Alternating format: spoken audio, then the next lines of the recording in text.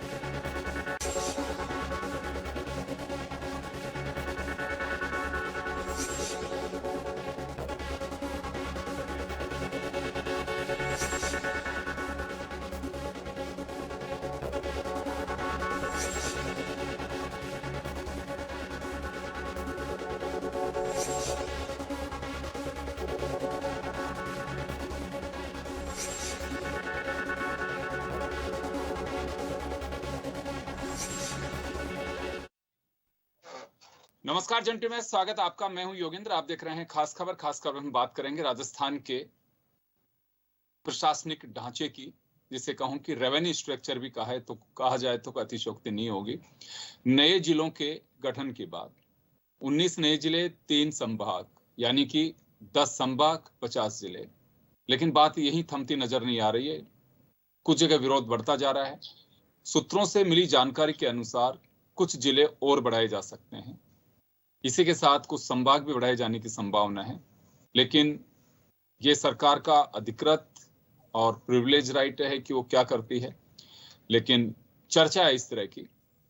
लेकिन जिलों में जितनी खुशी, एक तरफ लड्डू बांटे जा रहे हैं तो दूसरी तरफ लोगों में मायूसी है। उनका ये कहना है कि हम उस जिले में शामिल नहीं होंगे, लिहाजा हमारी तहसील को, हमारी पंचायत को उसी जिले में, पहले वाले में रहने दीजिए।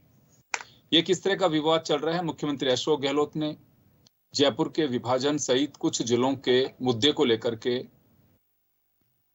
अपने मंत्रियों से और विधायकों से चर्चा की है। क्या निष्कर्ष निकलता है? मंत्री प्रताप सिंह खाचरियावास उन्होंने साफ कहा है कि जन भावनाओं का ख्याल रखा जाएगा और मुख्यमंत्री बहुत संवेदनशील हैं और उन्होंने तमाम पहलुओं को देखा है। संकेत भी दिए हैं कि शायद जयपुर का विभाजन नहीं होगा, शहर एक रहेगा। खैर देखो अब आगे क्या होता है। दूसरी तरफ दूदू में शामिल नहीं होना चाहते हैं कुछ लोग अपने जिलों में को बहरोड कोटपुतले में शामिल नहीं होना चाहते हैं, कोई केकड़ी में नहीं होना चाहता। यानी कि जो रेवेन्यू स्ट्रक्चर बनना है उसमें पहले से ही लोगों को जिनको जहां शामिल होने की संभावनाएं नजर आ रही हैं वो दूर रखना चाह रहे हैं। तो चलिए हम चर्चा शुरू करेंगे। हालांकि कांग्रेस इसे एक बड़े स्ट्रोक के रूप में देख के चल रही है और है भी। बीजेपी का ये कहना है कि रेवड़ियां बांटी तो जा रही हैं, 2000 करोड़ का बजट भी रख दिया जो एक जिले के गठन के लिए होना चाहिए वो तमाम जिलों के लिए कही जा रही है। राजेंद्र राठौड़ ने सीधा आरोप लगाया है कि सरकार केवल गुमराह कर रही है, क्योंकि अभी ना कोई अधिसूचना जारी हुई है, ना कुछ उसकी पूरी रूपरेखा तय हो पाई है, ना रेवेन्यू जो लैंड है उसके सीमांकन हो पाया है, तो कैसे जिले बनेंगे।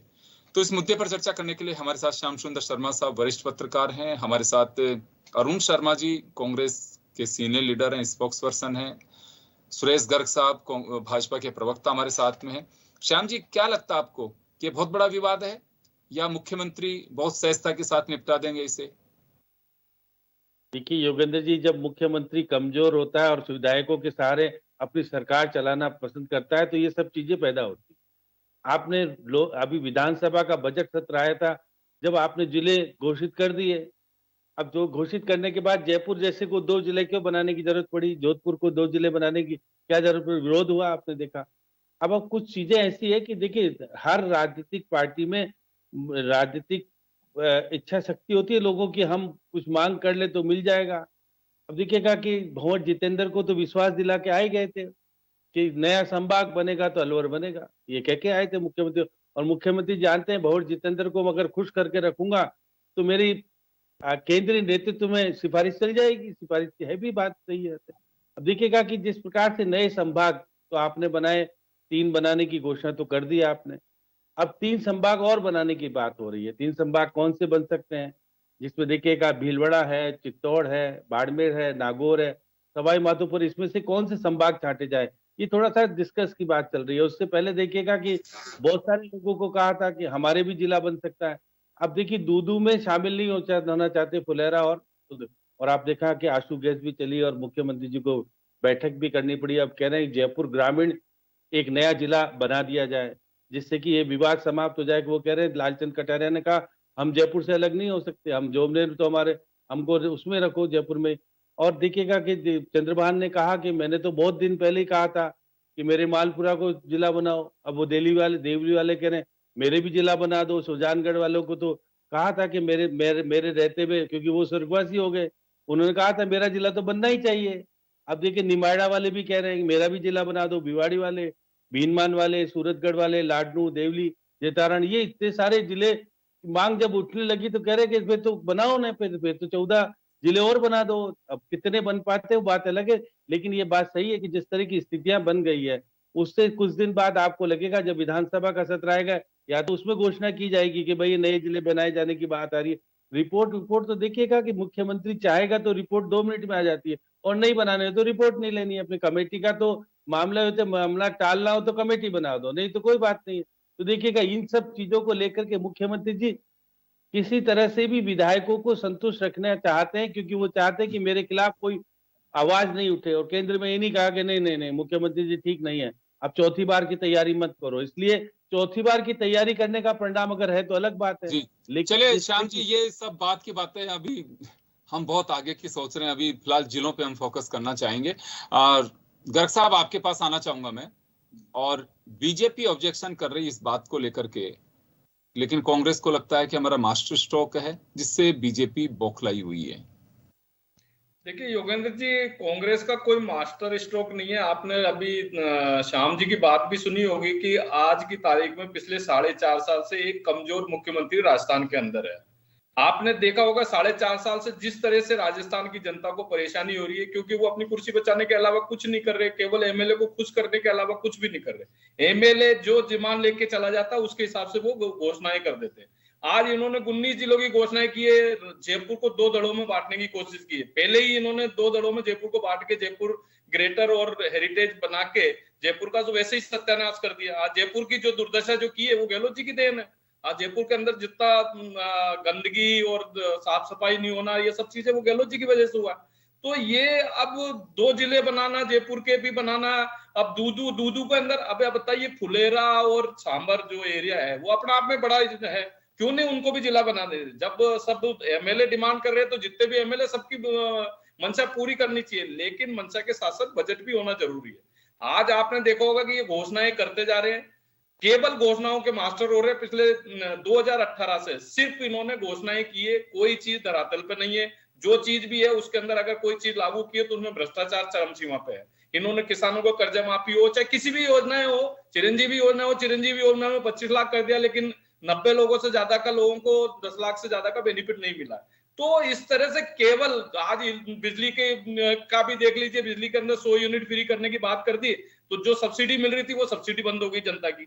2000 यूनिट की बात कर रहे हैं तो किसानों को बिजली नहीं मिल रही, रात में तो बिजली, दिन में बिजली आती नहीं किसानों को, तो 2000 यूनिट तो कहां से कर। तो गहलोत जी सिर्फ घोषणाएं कर रहे हैं और एमएलए को खुश करने की बात कर रहे हैं, और एमएलए को खुश करने से जनता खुश नहीं होगी। जनता को तो जनता के काम से मतलब होता है, लेकिन जनता का एक भी काम नहीं हो रहा आज की तारीख। चले अरुण जी, आपने सुना कि जनता के काम नहीं हो रहे हैं, लेकिन मुख्यमंत्री खूब दौरे भी कर रहे हैं और मुख्यमंत्री को लगता है कि प्रशासनिक कार्य के जो हर्डर्स है, राइडर्स हैं, वो कमजोर पड़े और जनता के काम सहजता से हो, ज्यादा दूरी नहीं नापनी पड़े, क्योंकि बहुत सारे काम ऐसे होते हैं कि जिला मुख्यालय पे जाना जरूरी होता है। उस लिहाज से मुख्यमंत्री ये पक्ष कह रहे हैं। बीजेपी को लगता है कि ये केवल महज चुनावी साल में लोगों को खुश करने के लिए, विधायकों को खुश करने के लिए रेवड़ी बांटी जा रही है। देखिए योगेंद्र जी, पहले श्याम जी और फिर बहुत दिनों बाद सुरेश जी को लगा होगा यार श्याम जी भी हमारे काम की बात कर रहे हैं, तो इन दोनों ने अशोक गहलोत को कमजोर मुख्यमंत्री बताया।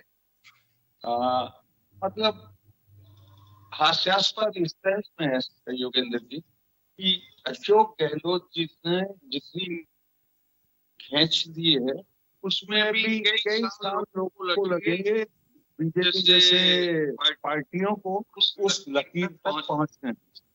अपन ये चुनाव से पहले जितने भी बातचीत करना चाहें कर लें किसी भी तरह। अब जैसे सुरेश जी इसमें किसान का कर्जा ले आए, जो साफ झूठ बोलते रहते हैं दिन रात।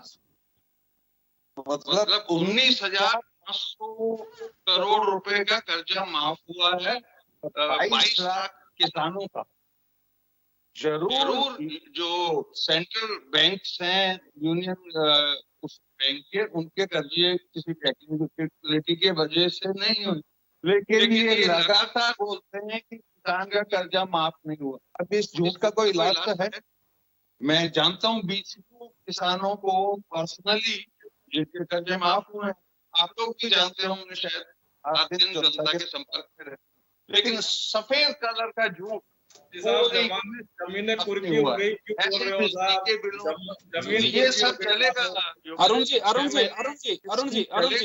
लेकिन ये आप बोल रहे हो कि आवाज थोड़ी इको कर रही है। लाख बाधाओं के बावजूद एक योद्धा की तरह लड़ रहा है और सारे जन सरकार के कार्य कर रहा है। किसानों की सरकार के मुकाबले तो पहुंच आप कहेंगे जिसके यहाँ पे,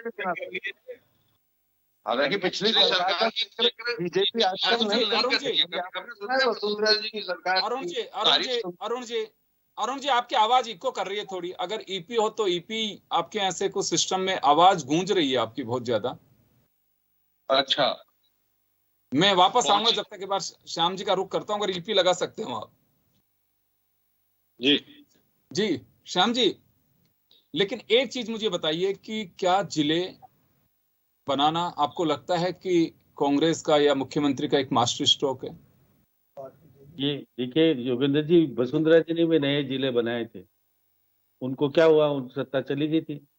नए जिले बनाने से सत्ता कायम रह सकती है, ये बात सही कि आपका उत्साह, लोगों में कुछ कहने की, भाषणबाजी करने का आपको मिल सकता है मौका, लेकिन एक साथ इतने जिले बनाना, मेरे को लगता है देखिएगा 15 जिले आपने अस्तित्व में आ गए आपके, जो कि अभी थोड़े दिन बाद आपके नोटिफिकेशन जारी होने के बाद नए जिले बन जाएंगे।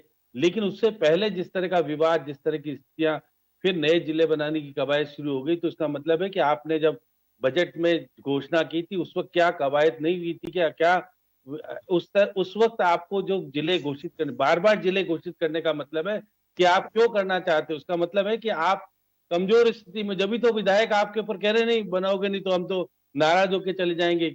ये दिखेगा जब तक चुनाव की घोषणा होगी उस वक्त कितने विधायक नाराज होकर दूसरी पार्टी में चले गए तो दिक्कत हो जाएगी, तो एक बगावत का सुर नहीं पैदा हो जाए।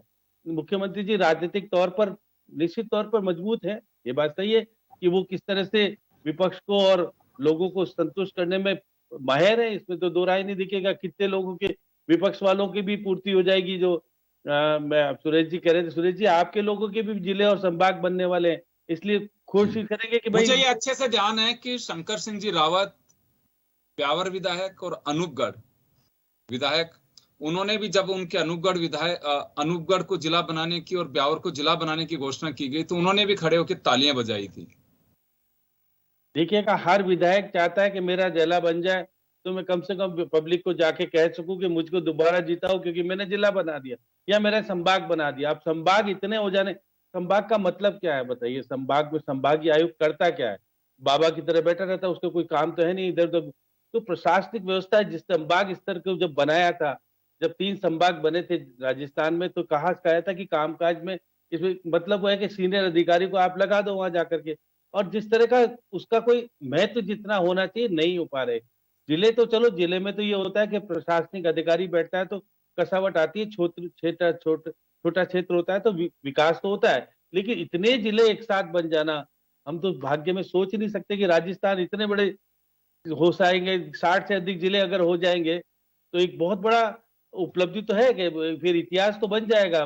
मुख्यमंत्री जी अशोक गहलोत का एक बड़ा इतिहास लिखा जाएगा कि सबसे ज्यादा जिले, सबसे ज्यादा संभाग घोषित करने वाले मुख्यमंत्री जी अशोक गहलोत है, क्योंकि घोषणाओं का भी एकमात्र मुख्यमंत्री जो है, इतनी बड़ी घोषणाएं, इतने सारे सबका, उनका भी इतिहास कायम हो गया। तो सही है कि इतिहास कायम होते होते, क्योंकि चौथी बार बनेंगे नहीं बनेंगे अभी संशय है ना, इसलिए तो कह रहे तीसरी बार जो कुछ है बना लो मुझसे, मांगते मांगते थकोगे, देता नहीं।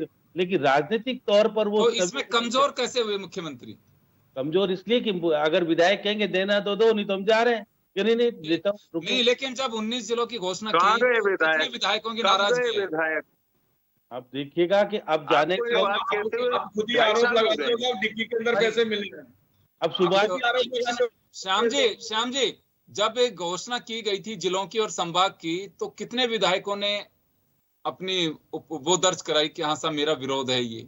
अब संदीप यादव तो विधानसभा के बाहर बैठ ही गया था तख्ती लेकर के, भिवाड़ी का क्या दोष है कि मेरे भिवाड़ी को घोषित नहीं किया?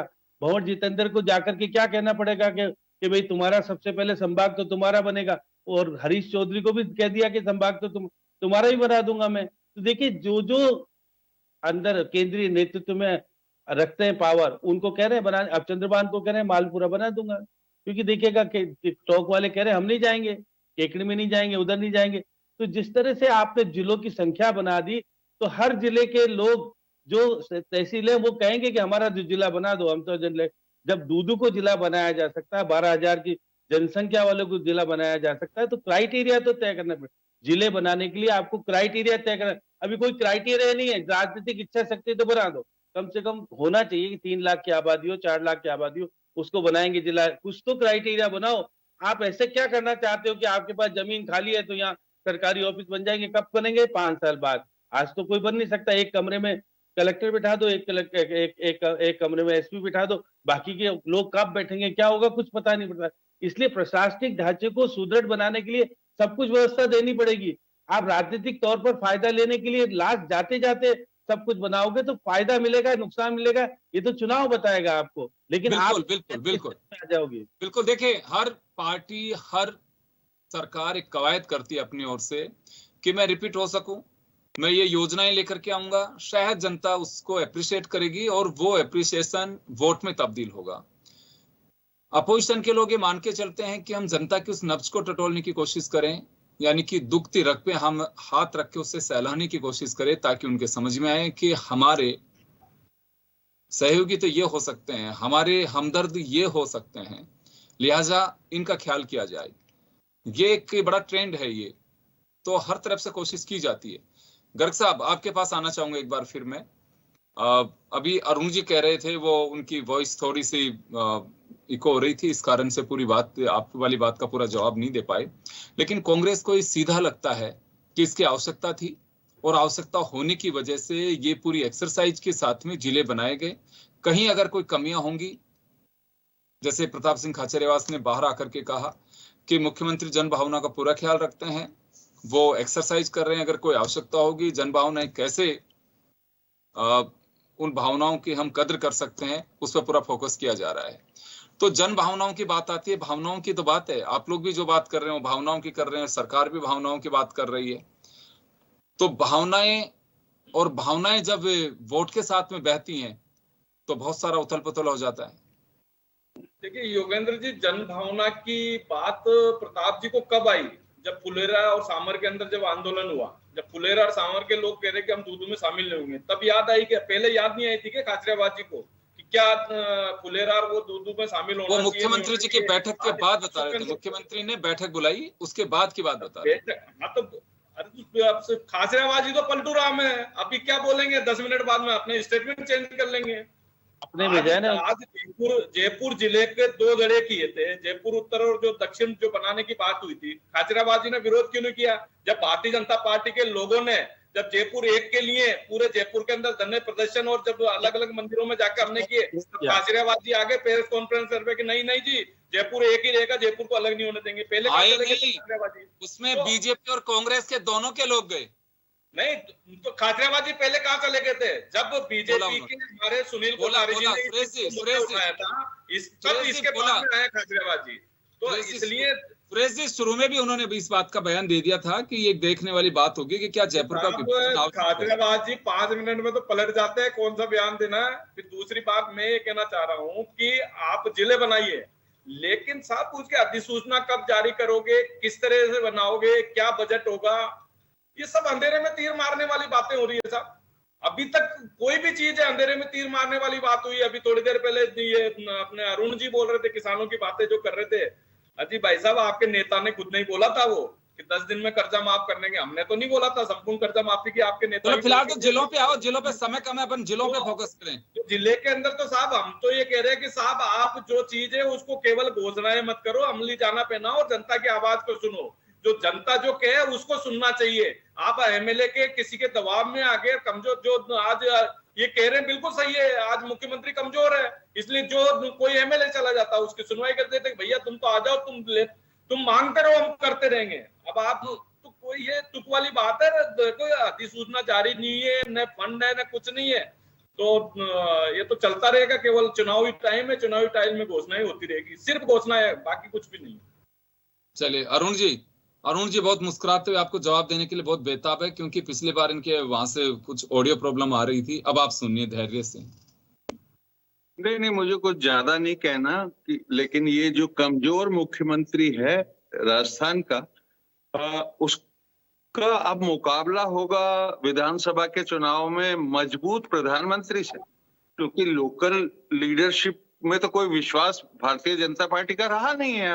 अब तो सेट फार्मूला है कि मेरा चेहरा देखो, बटन दबाओ, मोदी को वोट मिलेगा, बाकी तो हम देख लें कौन खटखड़ को बनाना है, फडणवीस को बनाना है, हम अपने आप छांट लेंगे। तो उस हिसाब से ये तो चाहते हैं मुख्यमंत्री वर्सेस प्रधानमंत्री। कर्नाटक में भी अभी लगभग यही करके चुके हैं। ये जिलों का ये है योगेंद्र जी, अगर मैं विचार सब्जेक्ट से परे नहीं जाऊं तो इसमें कोई विवाद का विषय ही नहीं है कि जिले बढ़ाना राजस्थान की आवश्यकता थी। हमसे बहुत छोटे छोटे राज्य क्षेत्रफल में, उनमें अपने राजस्थान से ज्यादा जिले हैं, तो ये तो ओवरड्यू सा भी था। और पूरा क्राइटेरिया प्रशासनिक तंत्र को मजबूत करने का था। लोगों को डिस्टेंस 200-300 किलोमीटर चल के संभागों पे आना पड़ता था। तो उस तरीके से लोगों के भले के लिए ये किया गया है और जनता ने स्वागत किया है, हाथों हाथ लिया है। कुछ जगह जरूर देखिए, हर एक को आप संतुष्ट नहीं कर सकते। अब लोग चॉइसेस पे आ गए हैं कि मैं इस जिले में नहीं जाऊंगा, उस जिले में जाऊंगा। जहां तक मुख्यमंत्री ने कहा है, हम जनभावनाओं को देखते हुए फैसला करेंगे, लेकिन हर आदमी को खुश कर दिया जाए वो तो लगभग असंभव है। मैं खुद भी मानता हूं व्यक्तिगत तौर पे कि दूदू जो जिला है वो पहले दिन से वायबल नहीं लगता है और उसमें दूसरे जो लोग अपोज कर रहे हैं वो बिल्कुल वैलिड है। सांबर, फुलेरा वगैरह का जरूर 2-4 दिन में फैसला होगा और जनहित में ही होगा, जन भावनाओं के साथ। चर्चा इस तरह की है कि नए जिले और संभाग भी बनाए जा सकते हैं, क्योंकि जहां विरोध है या कुछ है या तो एडजस्टमेंट या कुछ कर सकते हैं, इस तरह की भी चर्चा है कुछ। मुझे नहीं लगता अब कोई बहुत इसमें बढ़ोतरी होने वाली है। इक्का दुक्का जिले कहीं बढ़ जाए बात अलग है, और मतलब मेरे पास उस तरीके की सूचनाएं नहीं है कि 5 संभाग और बनेंगे और 15 जिले और बनेंगे, ऐसी कोई संभावना नहीं है। लेकिन बस भारतीय जनता पार्टी को ध्यान रखना चाहिए किस किस चीज का विरोध करना है। ये क्या है, कई बार भूल जाते हैं। राइट टू हेल्थ का विरोध करते हैं, चिरंजीवी योजना का भी विरोध करते हैं कि ज्यादा का मिला नहीं, ये गलत समझते हैं। चिरंजीवी योजना एक मिनट खत्म कर दो। सुरेश जी वाइंड अप कर रहे हैं। सुरेश जी वाइंड अप कर रहे हैं। चिरंजीवी योजना का जैसे अगेन आपने देखा होगा, कोई 90 आदमियों को भी फायदा नहीं हुआ। मेरे पास लिस्ट है सर। इनका आर्गुमेंट ये है कि 25 लाख अगर किसी का इलाज 10 लाख से ज्यादा कितने लोगों को फायदा हुआ, ये बताओ ना आप। तो देते आप, ऐसे नहीं होता है।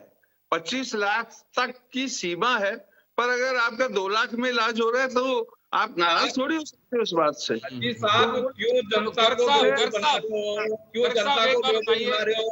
एक वो विदेश में भेजने हायर एजुकेशन के लिए भेजा था, IAS और RAS के बच्चे जा रहे हैं। 200 बच्चे आपको राजस्थान में जिलों की संख्या में नहीं मिला। गर्ग साहब जिलों तक अब जिले से बाहर मत जाए, हम जिलों पे फोकस था हमारा। उसी पे इन्होंने बोला, इसलिए मैंने तो उसका जवाब मैं माफी चाहूंगा।